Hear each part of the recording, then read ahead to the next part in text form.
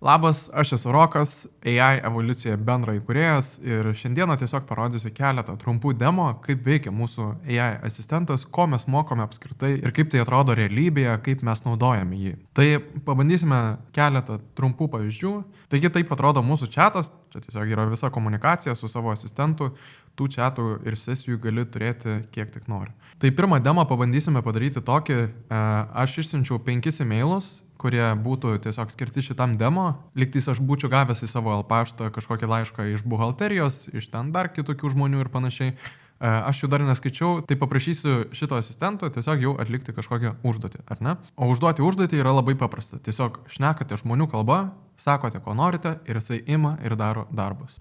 Nueik į mano asmeninį e-mailą, perskaityk 5 paskutinius laiškus, suformatuok, kokie atsakymai galėtų būti ir padaryk juos kaip šablonus, kaip draft. Dar neišsiųsk atgal, nes aš norėsiu juos perskaityti. Ir tuo pačiu sudaryk užduočių sąrašą, ką man reikėtų padaryti. Tai šitaip įrašom balsą, viską galima įrašinėti balsu. Tuo pačiu duosiu jam žinoti vieną dalyką. Tik turėk omeny, kad tai yra demo e-mailai ir tai nieko bendro neturi su mano įmonė. Nu tai vat, galim pabandyti siųsti. Ir jisai pradeda atlikti darbus, pradeda dirbti. Čia galima matyti tiesiog jo mąstymo procesą, ką jisai daro. Ir po kažkiek laiko jisai tiesiog atlieka tą užduotį, eina daryti. Tai šiuo atveju jisai jau jungiasi prie mano e-mailo. Jisai skaito, kokius paskutinius 5 laiškus aš esu gavęs. Ir tada jau man jisai naudos mano rašymo stilių, nes jisai yra išmokęs, aš jį esu išmokinęs. Tai kol daro šitą užduotį, pabandom duoti jam dar vieną. Čia galima atsidaryti naują langą. Pabandom pasidaryti taip. Tai čia vyksta viena užduotis, ar ne? Čia atsidarėm antrą langą, kur galime daryti sekančią užduotį. Tai šitoj užduotį pabandysim šiek tiek kažką sudėtingiau. Mes leidžiame meta reklamas, Facebook reklamas, tai yra, kur scrollinat Facebook'e, matot reklamas ir mes jas leidžiame, mes mokame pinigus už tai ir tiesiog paprašysiu jo, kad jisai išsitrauktų informaciją.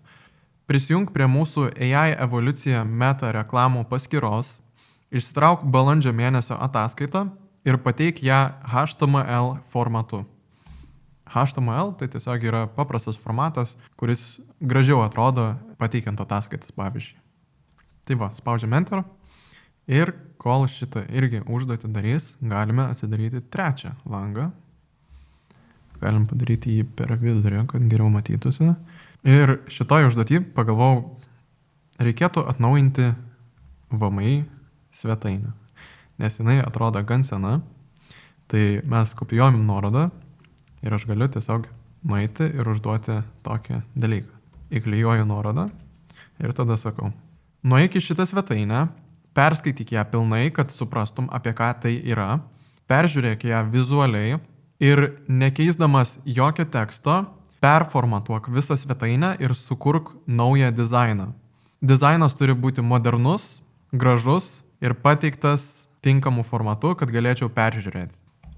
Nu ką, pabandom, pasižiūrėsim, ką sukurs. Taip, matom jau e-mailus perskaitę. Turime 5 paskutinius laiškus, visus 5 mato, apie ką jie yra, iš ko jie yra ir taip toliau.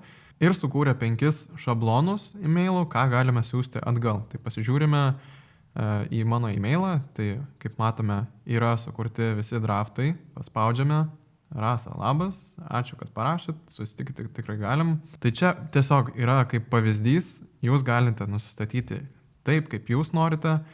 Galim pasižiūrėti buhalteriją, ne? Čia kaip demo buhalterija, atsiuntė sąskaitą, sveiki, sąskaitą gavau, perduosiu apmokėjimui, apmokėsime iki nurodyto termino. Tai va, tai atliko užduotį tobulai, viskas man tinka, aš galiu tiesiog jam sakyti, išsiųsk šituos draft e-mailus ir viskas. Galim ir pasižiūrėti, ar jisai išsiunčia tuos e-mailus ar ne.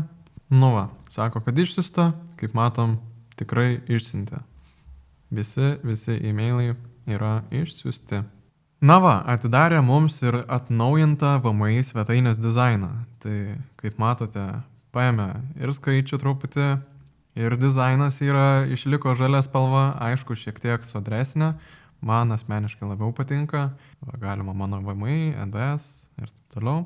Palyginus su praeita versija, man čia asmeniškai daug labiau patinka ir tikrai norėčiau naudotis jau VMI, jeigu būtų toksai dizainas. Ką jūs manot prieš ir po? Gal kažkiek patobulėjo. Ir buvo, matau, atlikta paskutinė užduotis. Tai šitoj sesijai, kaip matome, viską atliko ir mums atidarė šitą langą. Tai pateikė visą ataskaitą iš mūsų reklamų balandžio mėnesį. Tai kaip matote, irgi atrodo žiauriai gerai. Ir galima matyti visas metrikas, kaip žmonės konvertuoja, kiek buvo išleista, už kiek vidutiniškai perka ir taip toliau. Tiesiog yra crazy, kokių dalykų galima padaryti. Ir pabaigai galbūt tiesiog jam pasakysiu, kad dabar turėdamas visą šitą informaciją, sukurk naują Excelį ir atidaryk jį per Google Sheets.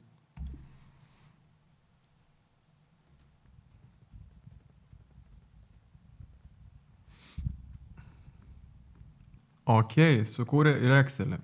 Tai pasižiūrim. Aha, yra daug šytsų čia apačioje, aš dabar matau. Tai sudėlioja mums viską į skirtingas kategorijos, KPI, kiekvieną dieną koksai performances. Nu, neblogai.